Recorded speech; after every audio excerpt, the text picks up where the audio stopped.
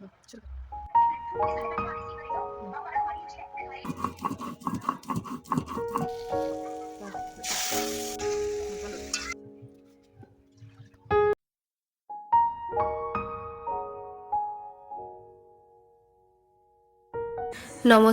সুমনার কিচেনে সবাইকে স্বাগত জানাই।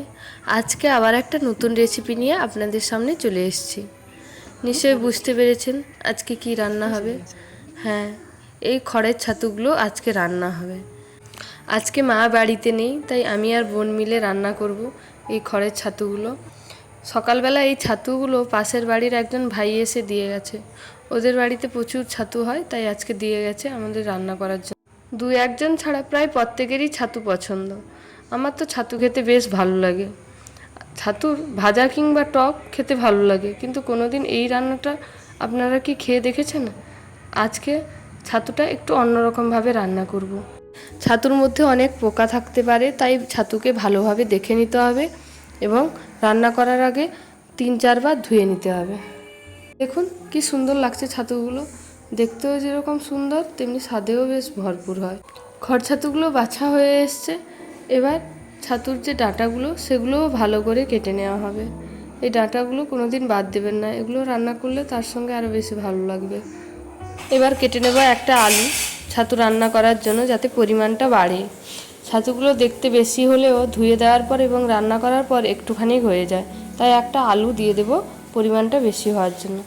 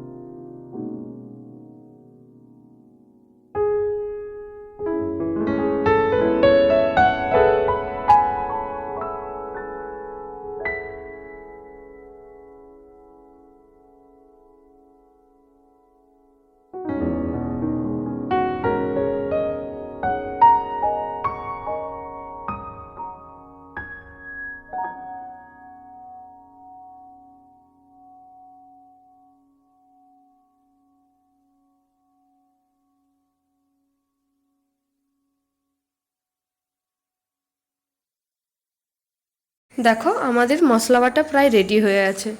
মশলার জন্য নিয়েছি পেঁয়াজ বাটা, লঙ্কা বাটা, আদা বাটা, ধনে আর জিরে বাটা, পরিমাণ মতো লবণ, হলুদ এবং লঙ্কার গুঁড়ো। লঙ্কার গুঁড়োটা আপনি স্কিপ করতে পারেন। দেখুন ছাতুতে আগে থেকে নুন হলুদ মাখানো ছিল। এবার কড়াটা গরম হওয়ার পর ছাতুটা ভেজে নিচ্ছি। না ভাজলে ছাতুটা গন্ধ করতে পারে, তাই একবার ভেজে নেওয়া হচ্ছে। যে কোনো রান্না করার সময় সবসময় চেষ্টা করবেন শিলনোড়ায় মশলাটিকে বাটার, কারণ শিলনোড়ায় বাটা মশলার তরকারির স্বাদ কিন্তু বেশ ভালো হয়। ছাতু ভাজা হয়ে যাওয়ার পর আলুটাও ভালো করে ভেজে নিচ্ছি। আলুটা প্রায় লাল লাল হয়ে এসছে এবং সিদ্ধও হয়ে এসছে। এবার আলুটাকে নামিয়ে নেব। পুরো রান্নাটা কিন্তু সরষে তেলে করা হয়েছে। আপনারা চেষ্টা করবেন সরষে তেল দিয়ে রান্না করার, না হলে সাদা তেল ইউজ করলে কোনো অসুবিধা নেই। সরষে তেল দিলে স্বাদটা বেশি ভালো লাগবে, তাই আমি সরষে তেল ইউজ করেছি।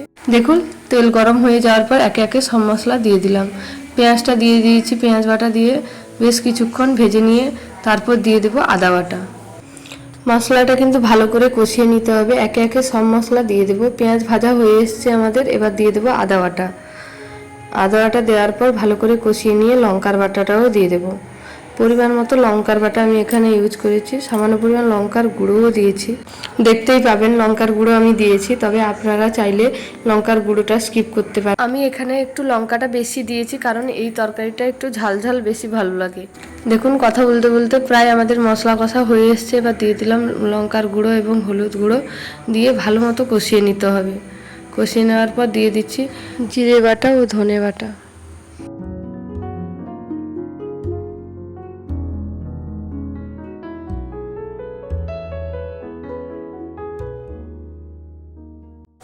মশলাটা কষানো হয়ে গেছে, এবার দিয়ে দেবো ভেজে রাখা আলু এবং খড় ছাতুগুলো দিয়ে বেশ কিছুক্ষণ কষিয়ে জল দিয়ে দিতে হবে। আলুটা কিন্তু ভাজার সময় সিদ্ধ হয়ে গেছে, তাই বেশি জল দেওয়া যাবে না, কম জল দিয়ে একটুখানি ফুটিয়ে নামিয়ে নিতে হবে। তরকারিটা কিন্তু মাখো মাখো করা হবে, বেশি জল রাখা যাবে না। দেখুন মশলা বাটার জলটা আমি দিয়ে দিয়েছি, দিয়ে একটুক্ষণ ফুটিয়ে নামিয়ে নেব। দেখুন রান্নাটা প্রায় রেডি হয়ে গেছে। এরকমভাবেই রাখা হবে, এরকম মাখো মাখোভাবে রাখলে স্বাদটা বেশ ভালো লাগে। মশলা থেকেও কি সুন্দর তেল ছেড়ে দিয়েছে, দেখতেও বেশ সুন্দর লাগছে। এভাবে বাড়িতে একবার ছাতু রান্না করে দেখবেন। টক এবং ভাজা তো সবসময় খাওয়া হয়, এভাবে একবার রান্না করে দেখবেন, বেশ ভালো লাগে। ভিডিওটি এতক্ষণ ধরে দেখার জন্য আপনাদেরকে অনেক অনেক অনেক ধন্যবাদ জানাই। আজকের মতো এতটুকুই। পরের দিন আবার একটা নতুন রেসিপি নিয়ে হাজির হব।